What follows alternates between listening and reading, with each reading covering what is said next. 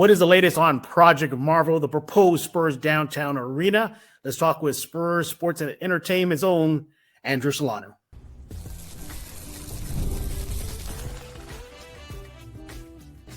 You are Locked On Spurs, your daily San Antonio Spurs podcast, part of the Locked On Podcast Network. Your team every day. Welcome back to Locked On Spurs. We're in the Locked On NBA Network. I'm your host, Jeff Garcia, Spurs writer for Kansas 5 San Antonio. Glad to have y'all back. Happy Tuesday, everybody. Hope you're having a great day. As always, thank y'all for making Locked On Spurs your first and only spot for all things San Antonio Spurs. Be sure to subscribe to us over at the Locked On Spurs YouTube page, Kansas 5 Plus app, iTunes, Spotify. You know where to go. Just subscribe right now. Especially right now. I mean, things are popping right now when it comes to Project Marvel and the Spurs downtown arena.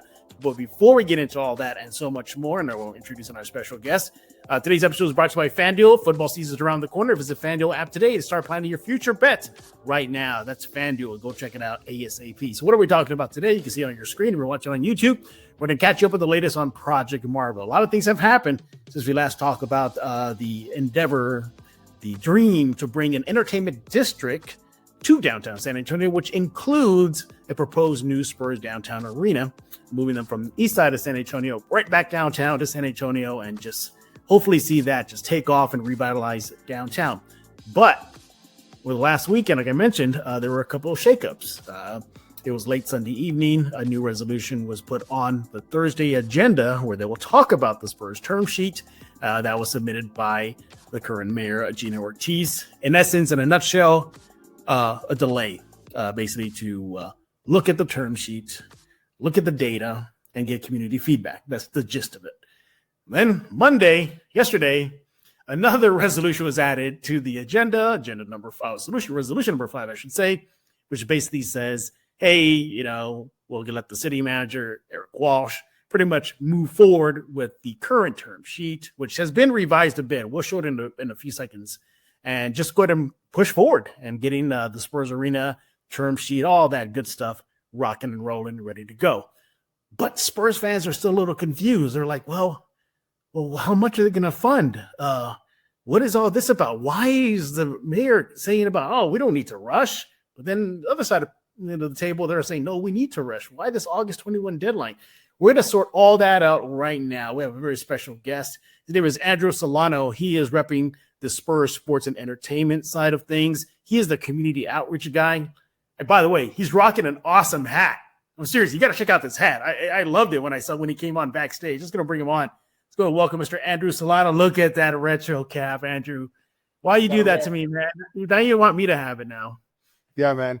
Hey, Jeff, thanks so much, man. Really a pleasure to be here and looking forward to the conversation. Absolutely. Thank you for taking time out of your busy schedule. It's like you're going to ramp up in the coming days and months and years, maybe. Yeah. Hey, you know what, though, Andrew? In a weird way, this is kind of giving all of San Antonio a quick and dirty education on how Civics city 101. Right? Yeah, It really is. It really is. All right, Andrew, before we dive into it, just a little bit of a background on yourself. How'd you get involved on this community outreach? I hear you also used to work, or you work with city council and seen the backstage of things, haven't you? Yeah. No, I'm glad you brought that up because Civics 101, local government is the one that touches people the most, right? It impacts. I've worked on the federal congressional side, and those things are very important too. But when you're talking about those basic city services, everybody wants to make sure that they have the best streets and solid waste pickup and animal care services. But there's this part of this too, right? It's critical. One of the roles the city council plays is in economic development. And so I think the deal that we're talking about here tonight is a part of that I think any city around this country would kill for. And so, I think for us, my background over the last 20 years has been primarily working at City Hall. I've worked for, I think, 5 or 6 council members now, a mayor. And so, I have seen these type of deals come. This one in particular, I think is a culmination of past deals. We talk about the Alamodome, we talk about the AT&T Center, and I think there were a lot of lessons learned. And kudos to this council and former council for getting us to this point and working with the Spurs collaboratively and the county to get what I consider a really, really good deal for the residents. And I know we'll get into the actual term sheet that everybody's been dying to look at. But again, thank you for the opportunity. And my goal tonight is really just one, to talk about kind of the nuts and bolts that I know a lot of people have questions about on how do we get here? How do we proceed forward at the council? And then most importantly, once, the vote happens on Thursday, hopefully we can move forward to the community outreach piece and let folks start understanding on the ground at your neighborhood associations. And that's where the real meat and potatoes is going to be for this. Absolutely. Well, let's dive right into it then. I do have several questions for you, but the big question I have, and I think a lot of residents and Spurs fans have, is why is there seemingly a big disconnect between at least the previous term sheet? I know it's been up. We'll show that in a few seconds, but the previous term sheet, the mayor, her insistence of getting an independent study, economic impact that is not affiliated with CSL. It just seems there's a lot of conflict right there. You saw it yourself, the resolution 4 that happened this past Sunday. Yeah. Why do you think there's such a big disconnect right now? Look, I think it's within the council members' responsibility. Core responsibility is to make sure that they are trying to get the best deal possible for the residents that they represent, right? And that includes the mayor. And I think the mayor has, to her credit, since the election, has been very clear and vocal about the concerns that she had, and wanting to make, look under the hood, if you will, and try to make sure. I want to be clear, though, in this body of government that we have in San Antonio, a strong manager form of government, which means this isn't like other cities that you would probably hear about or see, New York and LA and Chicago, those where, the mayor has a veto power, or, people are used to that. And here, the mayor has some really important job roles, right, and functions. And one of those is setting the agenda, having the bully pulpit, right, being able to, which we've seen this mayor wield, a lot, especially over the last few weeks on this item, which is having press conferences and speaking with the community, which I think is a good thing, right? We're all for civic participation. And most importantly, though, this mayor is the 11th vote, right? And so this mayor, whoever's in that seat, doesn't have a veto power. They need to count to 6. And everybody who runs for mayor, I guarantee you, knows that. And so going into this, it's really critical. And you're talking about a disconnect. I would just term it as it's a difference of opinion. I think there are a number of council members who currently served on the prior council, who spent a lot of time and energy working with Mayor Nurnberg to get to this point. And there are a number of new members, including the mayor, who just came off a campaign trail where there were a lot of close elections, and this was one of the main topics. And so I think it's a difference of opinion. And at the end of the day, what matters, to your listeners, what they need to understand is that whoever is going to be able to get a majority to support their position. And we have 2 on the agenda for Thursday, which is Mayor Jones' position to call for a strategic pause and no further negotiations until some very specific items have been declared done. And then you have the rest of council who is given direction to the city manager to go ahead and move forward and working. And that's where we are. So now the manager, taking that feedback, has put that on the agenda for Thursday. And you have 2 very clear paths moving forward. Very clear. And it's going to, I think at the end of the day, whether you agree with the mayor or not on her actual positions or what she's asking for, the mayor needs to get enough council members to support that position, or, it's moot. Yeah, exactly. Well, couldn't think of a better transition than talking about that term sheet. Now, before myself and Andrew got on this room right now to start recording the show, the Spurs did send a release updating the term sheet. Let's go to bring that on right now. Andrew, if you could talk us through this here.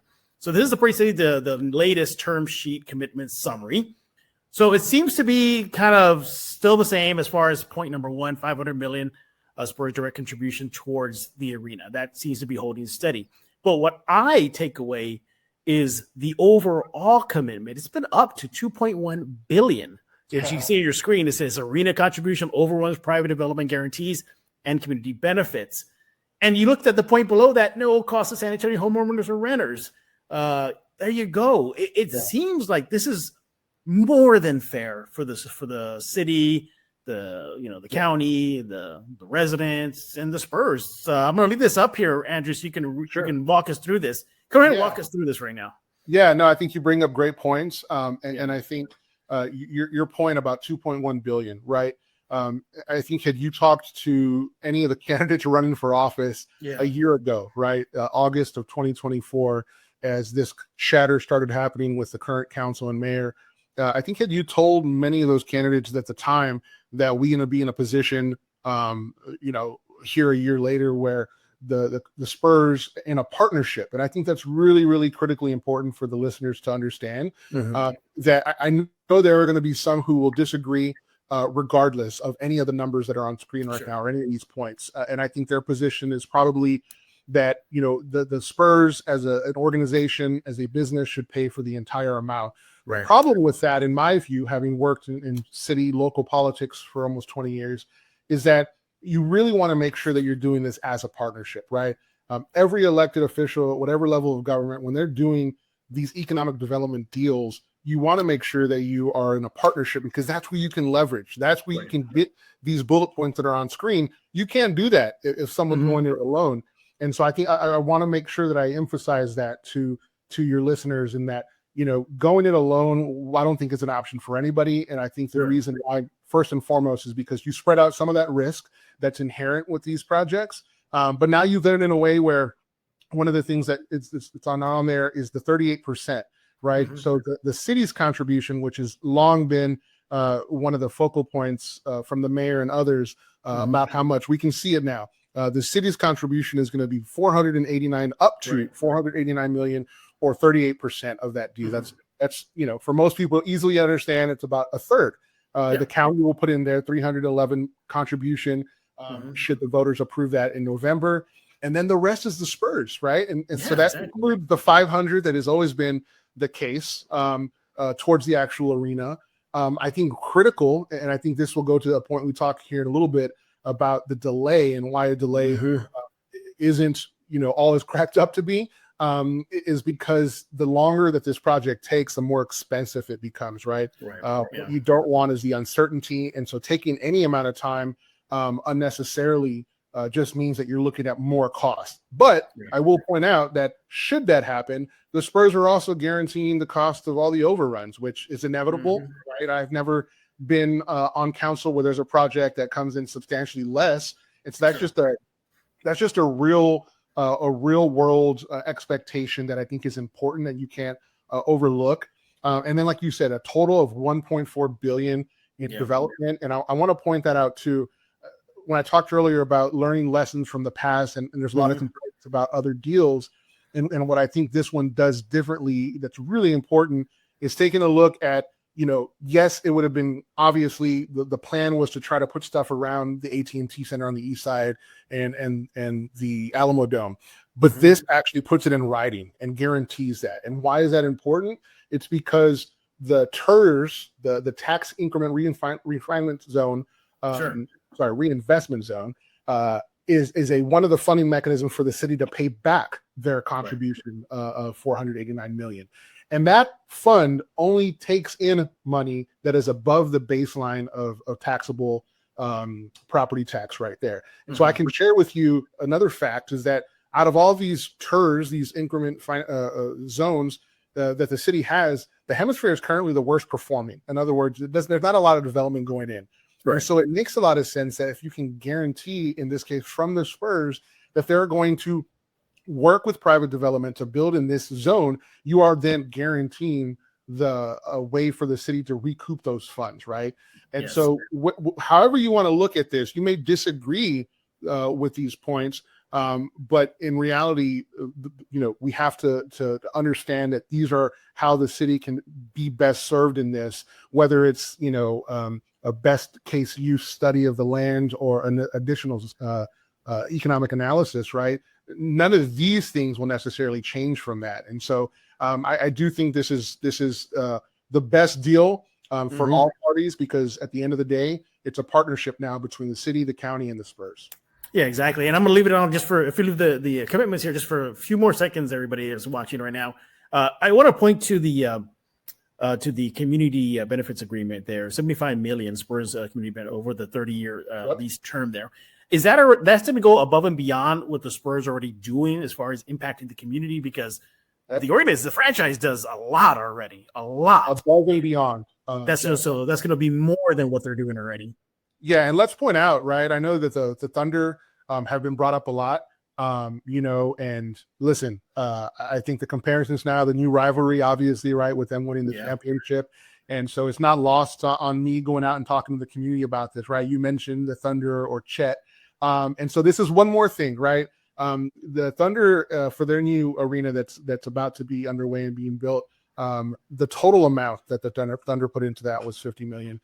This is $25 million on top of that just for the community benefits agreement, right? Mm-hmm. And again, kudos to this council and the former council for negotiating and getting this as a part of that, which is above and beyond not just all the other points we talked about, but also above and beyond what the Spurs do, what's in their DNA, right? Which is community impact and working with the community. And so I was on earlier with some other folks and they mentioned that too. Like, is this that? And it's like, no, this is actually in addition, which what comes down to $2.5 million per year for council to decide how they want to spend that, right? And that's so nice. Having worked as a council staff member, you know what the budget's likely going to be because staff is really good at projecting out on property taxes and sales taxes and all that.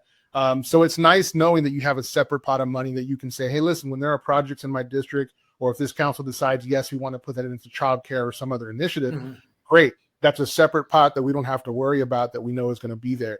That's a game changer. That's the difference between projects in these council districts, which these council members who are supporting this, and even those who don't, right, are ultimately going to benefit from their residents with this money. Absolutely. We're talking with Andrew Solano. He is the community outreach individual for Spurs Sports and Entertainment. We're not done with him. When we get back, we have more questions from him. And later on, we actually have some fan questions. Yeah, residents are asking him some questions. Hey, he's a community outreach. You can't get more community outreach than hearing what the fans have to say and the residents of San Antonio. That and more right here on Locked On Spurs. Hey, I want to talk about FanDuel. August 26th is officially FanDuel's Futures Day, a brand new holiday for football fans who live for bold predictions and preseason hunches. Just 24 hours, FanDuel is giving you deals on NFL season predictions. So whether you're calling up your MVP, eyeing a long shot division winner, or ready to crown your Super Bowl champ before week 1 even kicks off, this is your tournament. Hey, take a flyer on the MVP, right? Why divide your champion in August? Dallas Cowboys, Houston Texans, maybe parlay your division winner dark horses. Here's what you got to do. You want to go visit the FanDuel app today. Start planning your future bets now. It's easy to use, user-friendly, easy to navigate. 1, 2, 3, you're in and out, done. FanDuel makes it all easy on that app. And again, visit that FanDuel app today because Futures Day is just one day and one day only. FanDuel, play your game.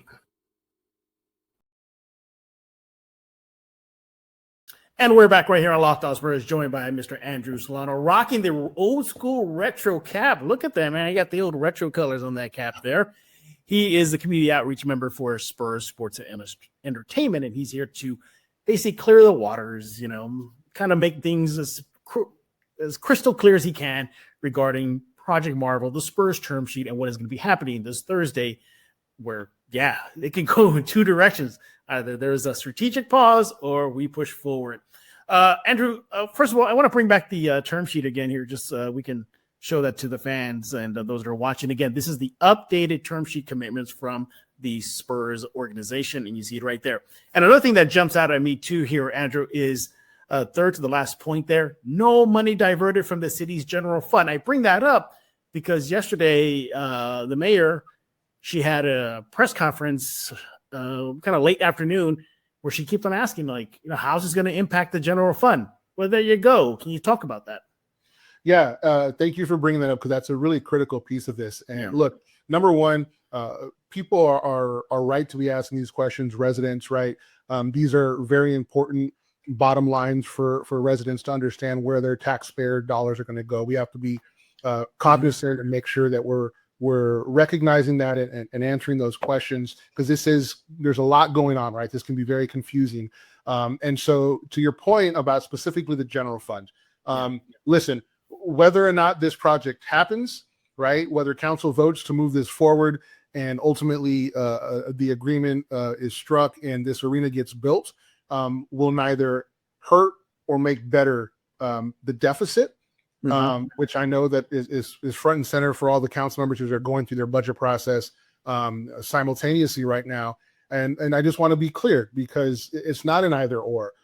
These funds, I mentioned the TERS earlier, also the project, the PFZ, that pot of money that was created by the state to allow funds that would otherwise be going to the state, they can only be used either in that geographic space or for these particular types of projects, right? In this case, an arena or the convention center or the Alamodome. And so this money was never going to be available or be used for paying firefighters or police officers or streets and sidewalks and all the other important stuff, right?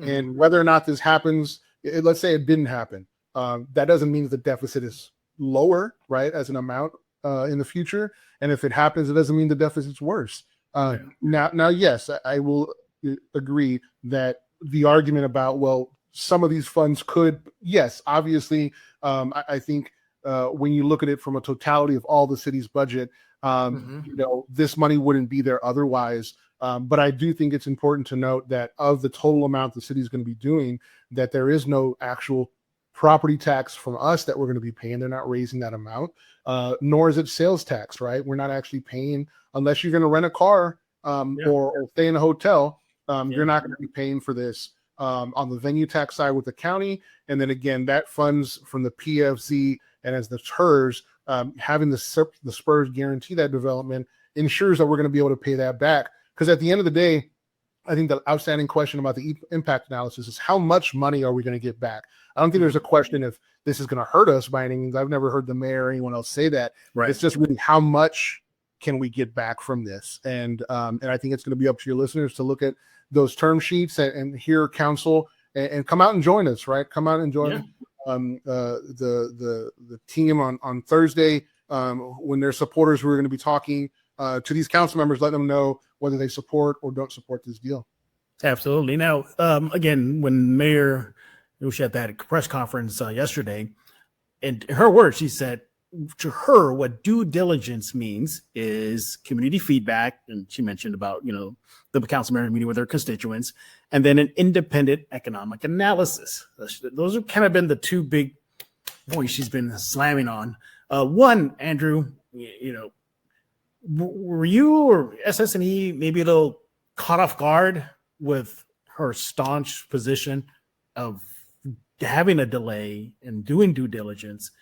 And then two, are you all worried about, well, what if there is an independent deal or economic analysis done, and maybe it does conflict with the one that the team has submitted? First of all, you could tackle out wherever you want, order you want to take it on, whether caught off guard or. I think the answer is the same. And I mentioned this a little bit earlier, I alluded to it. The mayor in her position is more within her purview to ask these type of questions for her supporters. I don't think it should surprise anyone because this was something that she made. Back to Civics 101, right? She has the right to do that. Yeah, she has a right to do it. But most importantly, this is not something, where she has come out of left field or really, pivoted from the campaign. And we know that because it was only 3 months ago, right? This is not something that happened far past. And so you can very recently just go back and listen to some of these comments and to all the supporters who ended up supporting the mayor. These were the type of things that they were looking for. But I will say, that being said, whether it's the independent economic analysis or more data or information, it's up to the council as a whole, right? Yeah. And I can't stress that enough. Back to your point earlier about Civics 101, in this body of government, it's a majority. And so you need 6 votes to get anything passed. And so we're going to see that play out on Thursday in real life, which to a political nerd like me is fascinating. I might as well be watching C-SPAN. I'll pick a room. And I think, again, to your point, I was there in that marathon meeting a few weeks ago where council went back and forth, 9 hours, right? And so I think we heard the mayor talk about this need for this study. And I think it's important, again, for the listeners to understand that as the years go out on this stuff, I think time is important because, you want for the November vote for the county and the arena to be able to say, hey, we do have in writing a commitment from the Spurs, the city, and the county on how much this is going to be. Short of that, right, continuing to postpone this to, whatever in perpetuity until some of these things get done, or keep, shifting those past November, you lose that, right, from the voters. And so I think it's actually counterintuitive because it's less information that the voters will have to go on regardless. But listen, at the end of the day, it's up to the mayor. If she wants to call for those things and get the vote and that passes, well, then, everyone will make sure that they take a look at what that looks like. But as of right now, the support of council seems the majority has been that they're comfortable, especially now with the newest term sheet that's come out, that everyone can see this and put eyeballs on it, that they can take a look, hear from their residents. And let's be clear, at that same marathon meeting, part of that presentation was from the city and the folks that they contracted with to do community engagement, right? So let's be clear that community engagement has happened. It's been robust. That no one's saying that should be it. And I, for one, am sitting here today to talk to you because and I'm doing more of that, right? More is always better. And that's this long-time Spurs commitment and how they've approached everything that they do, right? But I think we're eager to get past that so that we have more clarity when we go talk to the voters in the next 90 to 100 days. Yeah, we'll definitely get that community feedback in just a few seconds right here on Locked On Spurs. But, a couple more things before we hit the breakup, Andrew, is one, you mentioned you're a city government nerd or something. Well, I'm a big nerd. I think all San Antonio knows that I'm a nerd. If there's a Comic Con, an anime con, I'm usually the MC. All right. So let's enter the multiverse here. Let's enter the multiverse, okay? And we enter a multiverse where we look ahead at Thursday and maybe Resolution 4 gets voted for the delay. How do you think in that universe, or we go back to our multiverse here, is SSNE prepared for that? If for something crazy to happen between now and then, because you mentioned it, you're not the only one too. I think other council members have been on record to say, it looks like the vote will be for pushing forward. It's that 7-4. But has that ever entered the mind? What if there is a vote for a strategic pause? Yeah, if anyone tells you they know what's going to happen on Thursday, they're lying, right? Yeah. And so, no, I think it's just, Well, that's where we activated the PIM particles. We went into the multiverse. So now let's take a look in that universe. And if that happens, listen, I think the only thing that would really change is maybe how we approach the community outreach, working directly with the council members, which to this point hasn't been done because the city has contracted their own folks, able cities to go out and do that work. Also important to note that as a part of that contract, my understanding is that there was a phase 2 still planned for that. So it was going to happen anyway. Again, I just want to be clear. It would just be whether or not the Spurs participate actively in that. And then there's nothing to say that on Thursday that we don't see that alternate universe, the vote where council says, hey, you know what? We're not going to support item 4. But you know what? In the term sheet, let's walk and chew gum at the same time and decide if they want to do independent economic analysis. Nothing's holding them from doing that. And so, again, I think that the benefit, though, is of having some clarity for voters as this community outreach starts to happen, whether it's the Spurs, the campaign, or the city doing their due diligence, that there's clarity around that. Because, honestly, to the mayor's point, we need to have that information, and having the clarity with that voted on is a lot different than going out and telling people, well, this is what they're thinking, right? No, this vote council took, the majority supported this term sheet that you just had on the screen. And now let's throw it back up. Let's put it back up one more time for people to see that. There you go. That's the term sheet. This is the updated term sheet commitments that the Spurs have released. You can see they upped their commitment overall, all in total, $2.1 billion. You can't get a better deal than that. I mean, come on, seriously. But one more thing before we hit a break, because we're going to get to that community outreach coming up next, is this 57 months to get this thing going. That's going to sit in the term sheet. That's what is that, about like 3-ish, little over 3 years, something like that? Yeah, it's a while, man. It's going to be a while, 2032. And so, look, it's going to go by fast. We're going to have a lot of chances. It will. And so we'll be all right. But I think you bring up a point, though, seriously, in that, again, for anybody thinking or being told that this is going to happen overnight and we're rushing this thing through, that's just how government works. Number one, new administrations come in, and work that has been done doesn't automatically, no longer exist. Sure. That work has been done, and there are council members who have worked very hard, who are still sitting on this body, who have done that work. And so I think that's where you're seeing some of that support. But also knowing that we still have 57 months, right? Mm-hmm. Like, not every single decision obviously is going to be made. That's right. Not what we're saying. This term sheet, again, gives clarity to residents as they're asking questions to go to the polls in November, what exactly the city and the county and the Spurs are going to be contributing, and then leave it up to them and let them vote, right? That's the democracy. That's why we're here. There you go. And so looking forward to that. He is Andrew Solano, Spurs Sports and Entertainment's community outreach. He is the guy right there. And speaking of community outreach, that's what we're going to do coming up next right here, Locked On Spurs. I asked on social media to submit your questions. Spurs fans, residents of San Antonio, now is your chance to ask Mr. Solano a question regarding the term sheet and more. Let's see what y'all have to ask right here on Locked On Spurs. We're back right here on Locked On Spurs, joined by Andrew Solano, Spurs Sports Entertainment Community Outreach guy, rocking that old school retro cap. I'm jealous. I wish I had that in my baseball cap rotation there. But hey, you can't get more community outreach than asking some fans regarding their thoughts, their questions about the term sheet, the proposed arena, and so much more. Let's go ahead and dive into it right now, rapid fire question style. Somebody's asking if they can have a job. This is from Ralph, but you go apply at the city government website, Ralph, so go check that out. All right. The first one is from V4E Mac at Mac Pena on X. He says, quote, simple question, one particularly the mayor is looking for. Why the August 21 vote? Why is it so imperative to get a deal done ASAP? Want to take that?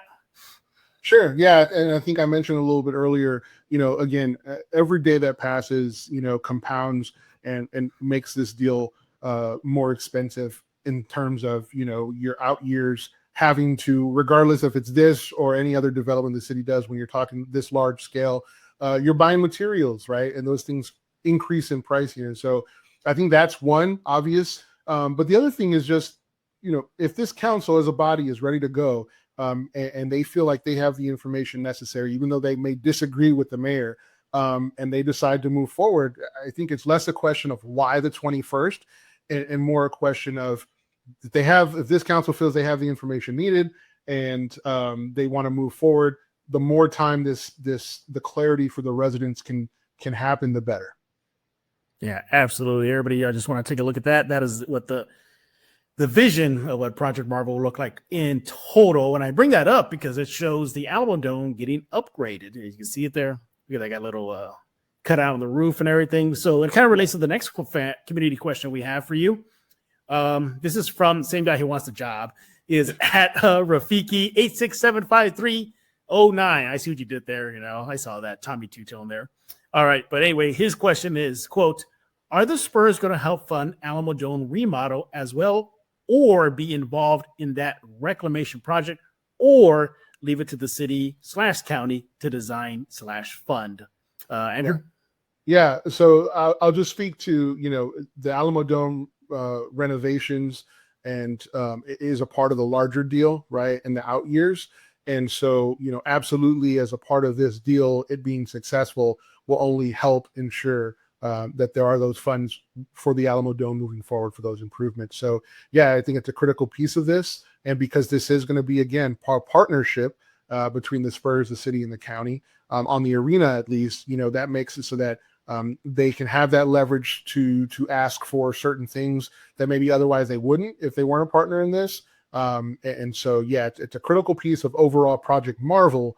And I think it's, maybe not the specific arena, right, that we're talking about with this term sheet. But without that, it's difficult to imagine, those improvements on the Alamodome. So. Absolutely. Absolutely. And the final question we have here is from Casey Richards on X at The Line Drive. And, maybe it's out of, your range here, but hey, he's asking questions. So this is what we're here for. He is a community outreach guy. Quote, MLB is talking expansion. Does this term sheet allow for it to be amended should San Antonio be on a short list of expansion locations so that the MLB design for the Alamodome renovations, going back to that, can be implemented should the city and potential expansion team want to be included? Thank you for that question, Casey Richards. Andrew? Yeah, no, you're right. I mean, I think this proposed deal specifically is regarding the Spurs. There's a lot in there that talk about non-relocation, and it gets really into the details. So I encourage your listeners to go and not just what we've put up today, but actually go and look at the ordinance, right? It's on the website for you to take a look at in its entirety. And so, but ultimately this council as a body, and then whatever the partnership that comes out of this in the out years, will make those kind of determinations. Absolutely. See, community outreach right there. See, you got it. You got the community outreach right now. He is Mr. Andrew Solano. He is the Spurs Sports Entertainment Community Outreach guy. He is the go-to guy, and likely will be the go-to guy regarding that community outreach as Project Marvel, term sheet, all that fun stuff gets going and moving forward, hopefully with a vote on Thursday. So Thursday, well, it's going to be a big day for San Antonio, isn't it? Yeah, absolutely. Yeah. And with that, I wanted to make sure and just remind your listeners, go to the city's website. You can sign up to speak, be involved, make your voice heard. We've heard from a lot of Spurs fan, obviously, about, supporting this deal and how it is, guaranteeing that we're going to obviously have the Spurs here. And so we want you to come out, make your voice heard, sign up to speak online, or you can do it in person up to 15 minutes before on Thursday morning. Absolutely. And by the way, everybody, in the term sheet, no relocation. All right. So get it out of your head already. All right. There's none of that going on right now. Black and white, no relocation. So don't even think about it. I don't even know why I have to bring it up, Andrew, but I got to bring it up. You get that segment of Spurs fans that kind of get their heart going. Like, well, relocation. No, it's in the term sheet. No relocation. Andrew, we appreciate it. You taking time out of your busy schedule to join us here on Locked On Spurs.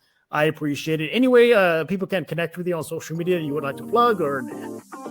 Yeah, I mean, listen, for Ralph out there, if he's listening, applauded everybody who's engaging on social media and in government, right? And it's important on these decisions. Voting does matter. These are the elected officials who are deciding on these big deals. And we appreciate them all, right? Running for office is no small feat. And so thanks to anybody who's getting involved or who's nerding out like we are.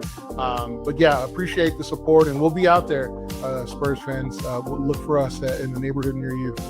Absolutely. Again, he is Mr. Andrew Solano, Spurs Sports Entertainment Community Outreach guy. All right, everybody, we thank y'all for making Locked On Spurs your first listen each and every day. Ring the bell where we get podcasts, iTunes, Spotify, Cansify Plus, at YouTube. You know what to do.